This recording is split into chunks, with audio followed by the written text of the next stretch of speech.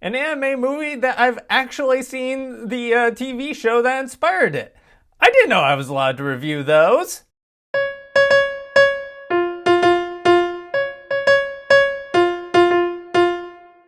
Hi, my name is Ryan Lane, and welcome to my review channel. So for today's movie, I will be reviewing Cowboy Bebop, Knocking on Heaven's Door, or as it's known in America, just Cowboy Bebop The Movie. Anyway, it was written and directed by Kiko Nobumoto and Shinichiro Watanabe respectively, and stars Steve Blum, Wendee Lee, Beau Billingslea, Melissa Fahn, Jennifer Hale, and Daran Norris. So, taking place sometime between episodes 22 and 23 of the TV series of the same name, the Bebop crew is up to their usual tricks of hunting down low-level bounties. But following a bioweapons terrorist attack by a mysterious figure named Vincent, Spike, Faye, Jet, and Eddie, played by Steve Blum, Wendee Lee, Beau Billingslea, and Melissa Fahn respectively, they soon find themselves with a potential 300 million Woolong bounty on their hands. And to keep the Woolong in perspective, a low-level bounty is about 1.25 million. To put in perspective, just how big 300 million Woolong is. Anyway, so they're on the race to hunt down Vincent before he can release another weapon on the Mars populace, all alongside Elektra, a veteran whose past is intertwined with Vincent's. So for those who aren't very familiar, on this channel I've reviewed many anime movies, and most of them I have not had any familiarity whatsoever with any of the series. I've never done any research, not even reading a single chapter or even panel of the manga that or watching an episode of the anime that inspired whatever anime movie I've watched. But not this time. I have seen all the episodes of the Cowboy Bebop series, and I gotta say, the movie does a pretty good job of capturing the spirit and pacing and mood of the TV series.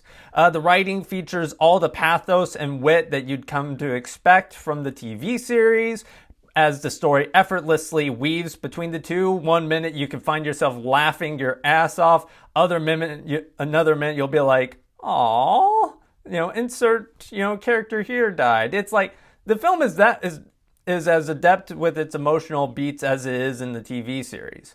Plus, the story also features creative setups and payoffs, especially regarding the film's mysterious MacGuffin bioweapon that can cause a lot of deaths. And on a random side note, the film has topical commentary regarding the pharmaceutical industry that is unfortunately too relevant to today for my comfort. The writing does have a bit of an issue with pacing, though. For about the first 2/3 of the movie, I'd say the film moves along at a pretty decent clip. The film has the very easygoing structure of the story, and it works pretty well. Characters sort of walk around. Like, there are just some shots dedicated to watching characters, explore the city, walking around. And again, for a certain amount of time, it works. But then all the characters get separated, and that's kind of where things start to go wrong. Because when that happens, the characters, they start moping around and they start, delivering admittedly compelling exposition, but it just really downgrades the pacing quite a bit. And unfortunately, the film never recovers. Even, once the characters reunite and, they no longer have to deliver exposition, the film's pacing never recovers. And I found myself at my watch okay, how much longer we got on this?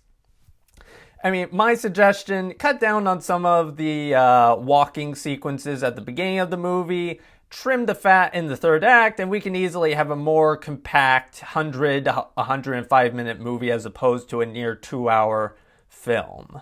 So as usual, all the performances are solid. The old characters, i.e., Spike, Faye, Faye, Jet, and Crazy Eddie, they're all well done. Spike is everyone's favorite aloof bounty hunter with a love, for meat because, he's tired of eating food out of a styrofoam cup. Jet is sort of the dad of the group. Faye is the gambling addict with no-nonsense attitude. And Crazy Eddie is, Crazy Eddie.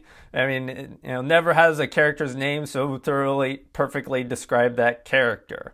And then there are new additions to the cast. There's Electra, a woman trying to hunt down Vincent, out before he can hurt himself and, more importantly, others.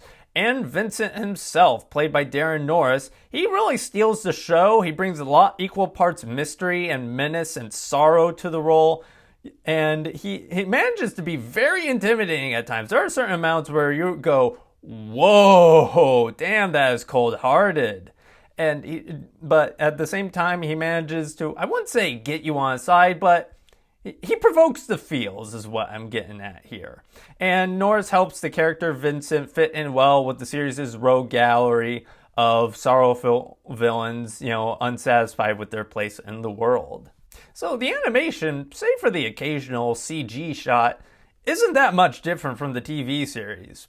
Which isn't a big deal because the TV series already had stunning animation. The fight scenes are fluid, and any given shot features such striking detail and great depth to the shot. Like anytime all the main characters of the Cowboy Bebop crew need to be featured in one shot, the shot has so much depth to it, and all the characters are standing in ways that fit with their characters. Again, hard to describe, but if you see the show, you'll get what I mean. The animation is also enhanced by a movie-level budget as there are more varied angles and new visuals present that, due to, time and budgetary constraints couldn't be featured in the original show.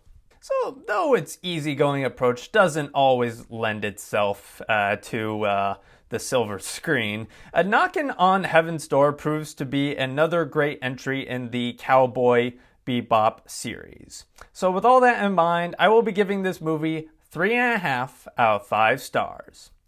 Anyway, thank you for watching. Have a good rest of your day. If you liked this review and would like to see more like it, be sure to like and subscribe and leave a comment down below. And for today's comment section prompt of the day, what is your favorite episode of Cowboy Bebop and why?